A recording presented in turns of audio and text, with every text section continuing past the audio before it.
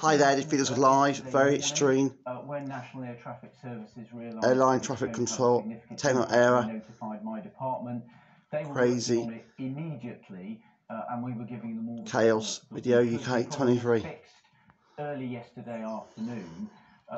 No COVID meeting apparently. To make sure they could continue it's the crazy. System functioning safely. Date today is the 29th of August 23. Tuesday. Time's down there. Capacity, which is why 7:24 AM in the morning. In digital and analog. To the head of National Air Traffic Services yesterday to talk through the problem.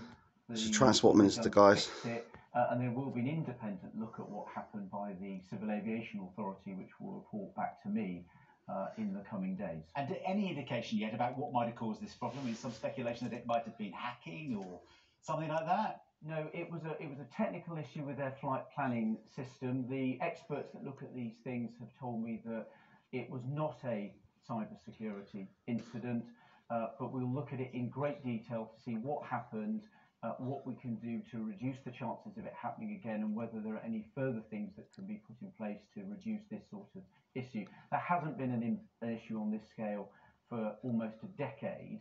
Most of the time the system works very well, and the priority yesterday was make sure people can continue to fly in and out of the United Kingdom safely, and that rightly is the priority of National Air Traffic Services. Let's look at things down on the ground, shall we? There are millions of people waking up this morning inside the ULEZ pollution charging zone in London. And this as well. I just want to read you a quote from the Mayor of London. The world's first ULEZ zone is an essential measure to help improve air quality in our city and protect the health of Londoners. That was former Mayor of London, Conservative Boris Johnson. This was a Conservative policy originally, however critical you are of it now. No, the expansion of the ULEZ zone to cover the whole of Greater London is a decision by the Labour Mayor of London, not the Conservative Mayor, supported by the Labour leader. And if you look at the Mayor's own impact assessment, it will have a minor to negligible effect on air quality.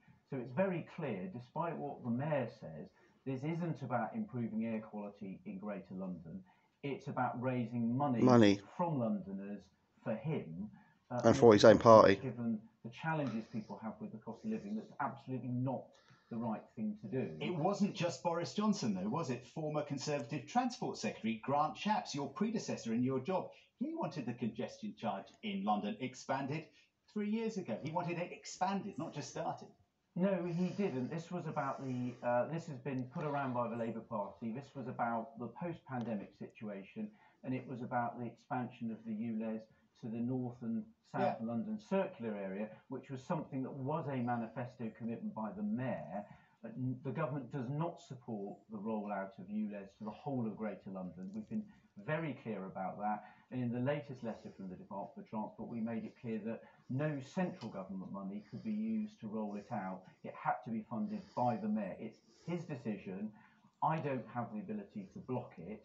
It's his decision. The Labour leader could block it by taking steps against the Labour Mayor of London, but he doesn't want to do that. It's a Labour decision. And voters in London will be able to have their view when the mayoral election takes place next year. Dear me. Made it clear that she would abolish this rollout to Greater London, and I think that would be the right decision. Well, in the meantime, it's here. It started. We understand that. Well, a Conservative mayor next year, and then a Labour leader in charge of the country. London's mayor in the future to impose expansion of future clean air schemes, but. If these changes improve pollution, improve health in London, you risk being on the wrong side of history, don't you? Well, two things. We are backing a backbench amendment to change the law for the future, you're right, to make sure that councils would have to agree to any future scheme. That's the position outside London, and we're putting that in place. But by the way, that councils would also have to have, if it was genuinely about air pollution, a plan to deal with it. But as I've said, the Mayor's own impact assessment says that this rollout is going to have only a minor to negligible effect on air quality in London.